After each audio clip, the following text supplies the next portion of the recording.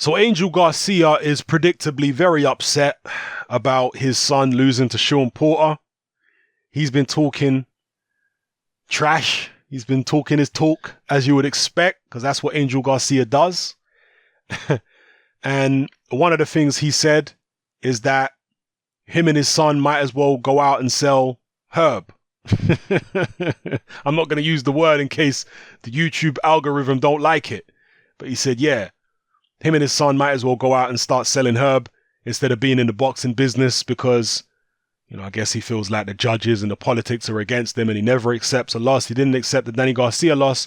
He's also not accepting this loss. He says Danny landed the cleaner punches, which I agree with. I think Danny did land the cleaner punches overall, but it's whether he landed enough clean punches to offset the extra volume of Shawn Porter. And that's always the issue with these type of fights, these close fights. It's like, what do you prefer? Do you prefer the cleaner punching or do you prefer the guy who was more active? Because at some point, work rate does surpass cleaner punching. Let's say it's a fight where one guy throws 100 punches around. And you know, none of them land extremely clean, but they kind of half land and, you know, he's just very active. The other guy only lands 2 clean punches in the round and he only throws like 10.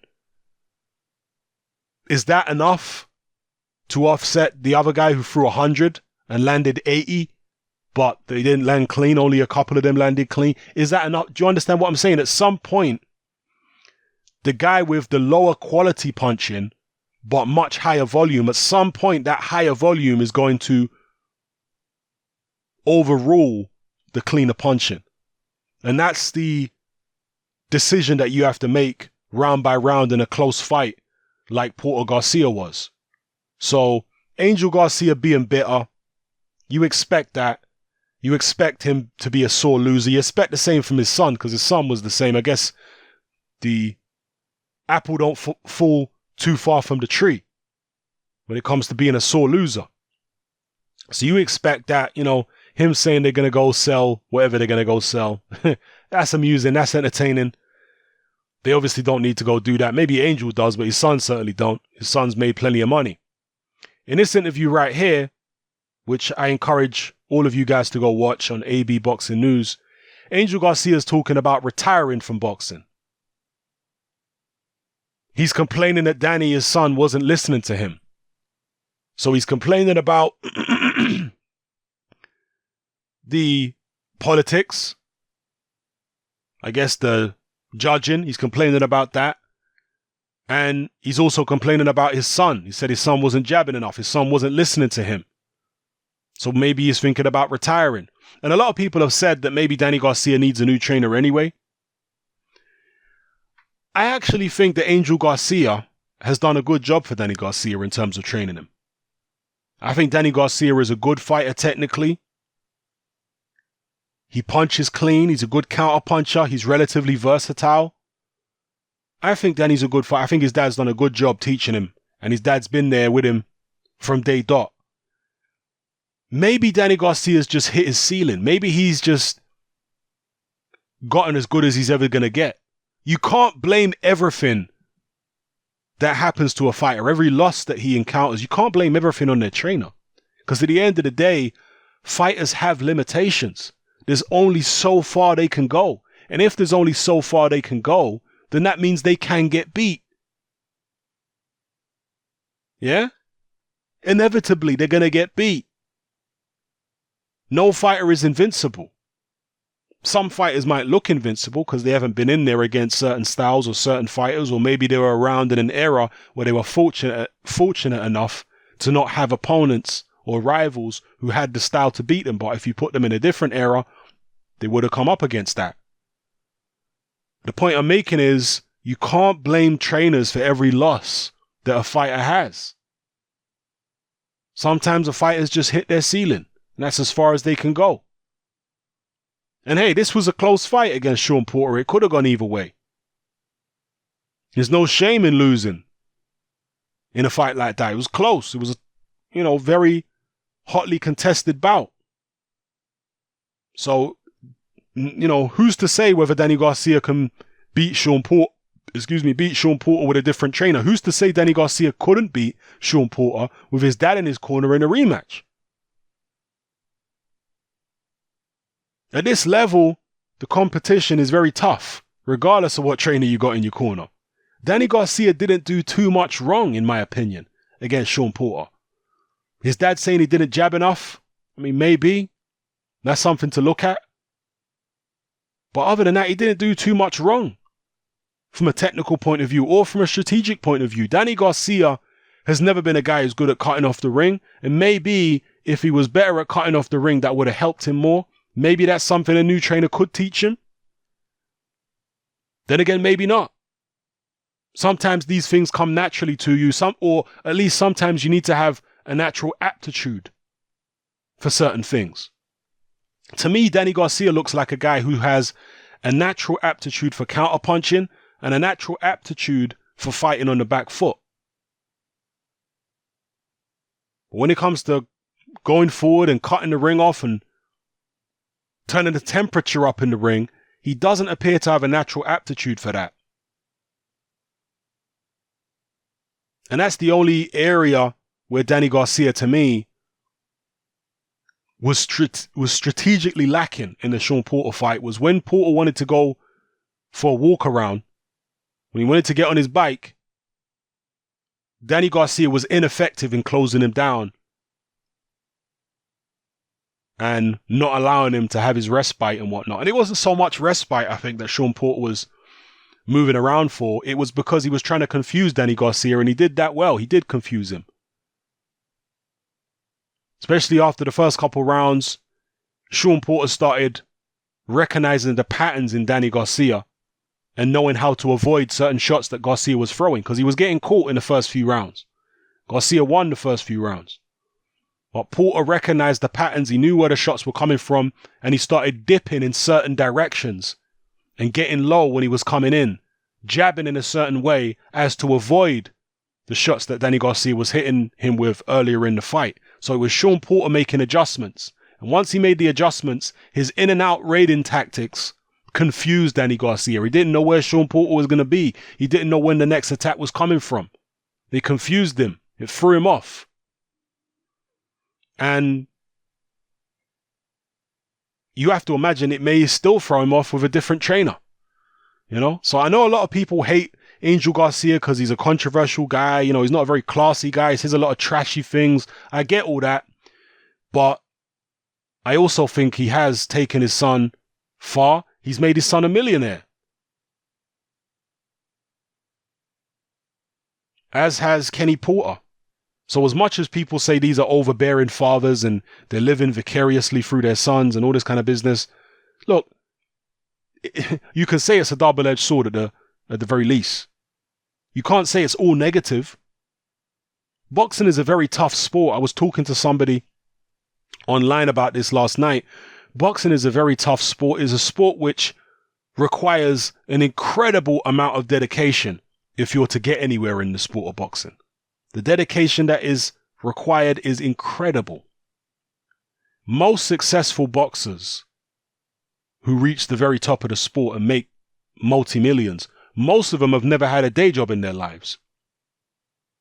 They've had very supportive families, or at least some type of mentor or father figure in their lives who has facilitated their boxing career in the early days when they weren't making money, when they were an amateur or a young pro. Yeah, most of the most successful fighters had some kind of mentor in their lives or supportive family which allowed them to train 7 days a week, 6 days a week. So they didn't have to go out and get a regular day job. Some of them might have had little part-time jobs here and there for a bit of spending money. But most of the most successful fighters who make all the millions, they have some type of support network which facilitates them going out and becoming fighters. Even somebody like Scott Quigg, I remember him saying that his family supported his boxing career from a very young age so that he didn't have to go out and do regular jobs and, work 50 hours a week. And that's what Angel Garcia and Kenny Porter and these guys give their sons. The kind of support that means their sons didn't have to go out and work 50 hours a week day jobs. They gave them the support and the encouragement and the confidence too. That's underestimated. So many parents don't give their children confidence. So many parents will tell their children when their children want to be boxers or football players or actors or musicians or whatever the case may be, leave that alone. You're never going to be successful in that. And they might not be successful, but one way to guarantee they won't be successful is to tell them they can't do it, is to discourage them. If the likes of Danny Garcia or a Shawn Porter were discouraged by their parents and their parents said, you won't be able to do it, they might not have been able to do it if they didn't have the support and the encouragement. The two things, not just the support, the encouragement too, not just the encouragement, the support too. So you got to give people like Angel Garcia and Kenny Porter and other fathers in boxing the props for supporting their sons, believing in their sons, giving them the encouragement, making the sacrifices. You got to get them props for that. You can't just blast them for being overbearing fathers and living, through their sons. You can't just blast them for that. You got to give them the credit too. You understand? Because so many fighters, so many amateurs. I'm telling you right now, some of the greatest fighters of all time, or potentially greatest fighters of all time, some of them never even turned pro. Some of them turned pro, but their careers didn't end well because they didn't have the support. They didn't have fathers like an Angel Garcia or a Kenny Porter who believed in them. They didn't have a support network, a family of friends or mentors. Like Mike Tyson, he had Customado. He had a mentor who supported him. If Tyson didn't have Customado, more than likely his boxing career would not have gone very far. He might have ended up dead or in jail like a lot of his friends if it wasn't for Customado saving him.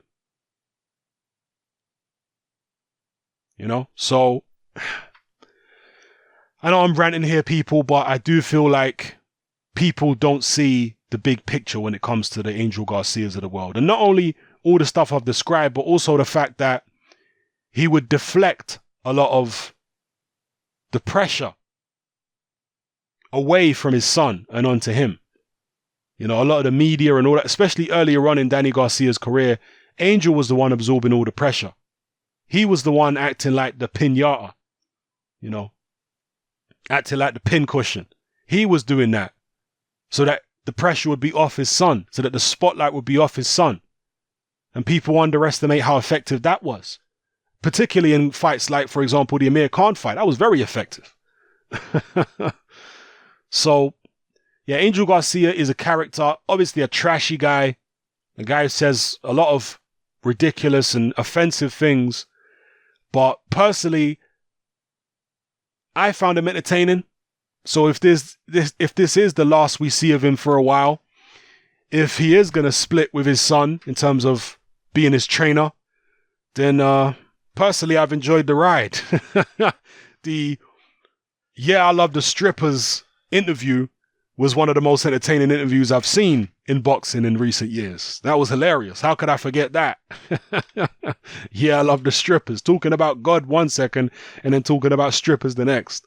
How he likes to go in the strip clubs and make it rain and all that business. So, yeah, those are my thoughts on the Garcias and where they're going to go from here. Maybe Danny will be with a new trainer. Will his dad have any involvement after this? We'll soon find out. They're certainly sore losers, that's for sure. Danny and his dad are sore losers. And look, it's easy for me to sit here and say they should take the defeat with humility and grace. But let's be real, I'm not a person who has had as much success as Danny Garcia, certainly not in boxing. So maybe people like me have learned to lose. Maybe the rest of us have learned to lose with humility because we're not used to winning as much as a Danny Garcia's used to winning. I ain't a multi-weight world champion, multi-millionaire. You know, neither are most of you guys, I'm sure, 99.9% of you.